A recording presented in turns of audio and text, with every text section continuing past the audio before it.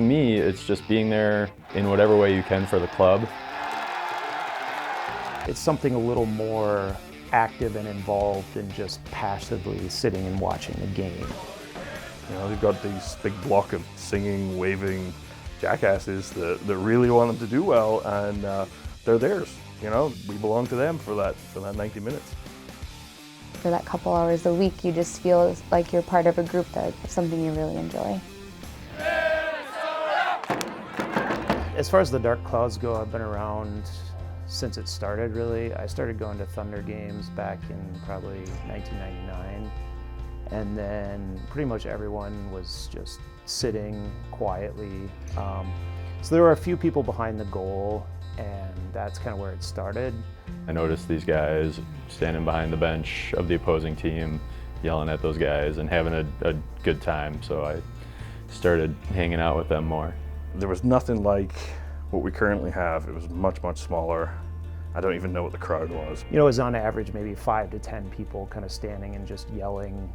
It was real easy to, you know, make certain that somebody on the opposing team heard you. I can't remember which team it was now. Someone from the south, and they were all sitting under their blanket, and we were heckling them for being cold up here in Minnesota. It was just so much fun. Nick, if it's cold, you can go get your lederhosen from the dressing room! Since the days when it started, the Dark Clouds really prided themselves in being unique.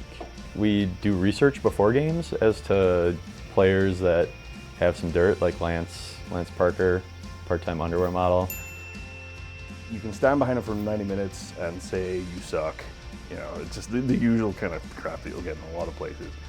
Or you can find out from his wife on Twitter that he's a huge fan of Disney and collects Disney figurines. And he'll ignore the you suck thing. There's no way he's ignoring questions about what his favorite dwarf is. That's more effective than just shouting, hey, you, or hey, you suck, or whatever. It's trying to be a participant, trying to, in some small way, affect the outcome of the game. That's part of playing at an opponent's stadium, is that the stadium is not a friendly atmosphere. We're going to stay away from certain things. We're not going to be racist, we're not going to be homophobic, we're not going to be sexist. It's just a ton of fun to, research it, come up with that type of thing, and have everyone get on board and say the same things, even if they don't quite know what's going on. And the cheers are just something where you notice the team's in a lull, so it's time to be louder. It's time to get that support up. What can we try to do, or what can we try and sing that will, hopefully pick the team up and move them forward and get them, kind of going back in the right direction. Minnesota black and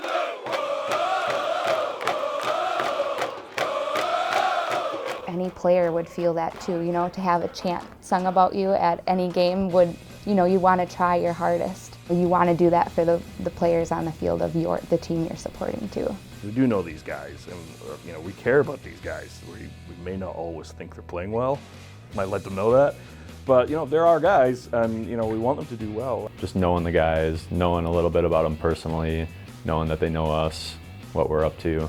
It just makes you sing that much louder. It makes you pull for them that much more. When the Stars won the NASL championship, and after all of those games in the playoffs, they actually came over and would sing back to the fans.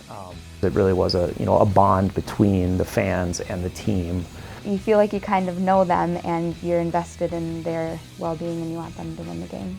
I've been to lots and lots of games, and you never got within 20 feet of a player, much less have a player come over and sign stuff for the game afterwards, chat to you as they're going about their training or whatever. There's a bunch of people that I never would have gotten to become good friends with if it weren't for this.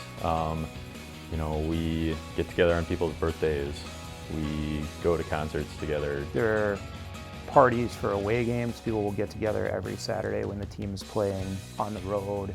The Silver Lining has done some kind of pretty great work. They've done some stuff with Habitat for Humanity.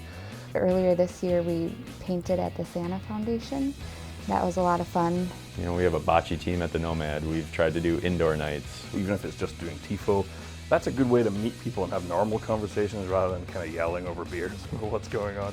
And that's been great. I've met a whole bunch of people, and it's great. We really try hard to kind of reach out to other supporters groups. Like if we are going somewhere, we'll bring beer with us and we'll go to their tailgate and we'll be like, hey, have a beer. And we'll have a beer and we'll enjoy each other's company, and then we'll go watch the game and we'll scream at each other, and then afterwards we'll be like, well, good luck. It's been great seeing new people come in, and the Dark Clouds have done a really good job of gently channeling that energy. Like, we get a lot of enthusiasm, but we're gonna do our own thing. It's gonna be weird and awesome. Get off your feet and, you know, have chants, sing along with everyone. That's a lot of fun. Anyone can come out to the tailgate.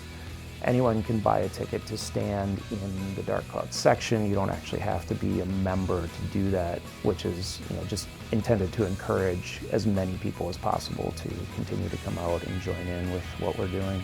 It was so much fun the first time I went to see that I'm kind of interested in making it fun for other people as well. Like, if it's somebody else's first game, if they stop by the beer garden, hopefully they'll have as good a time as I had the first time I came in. We're actively looking for people to come and participate with us, be a part of the Dark Clouds.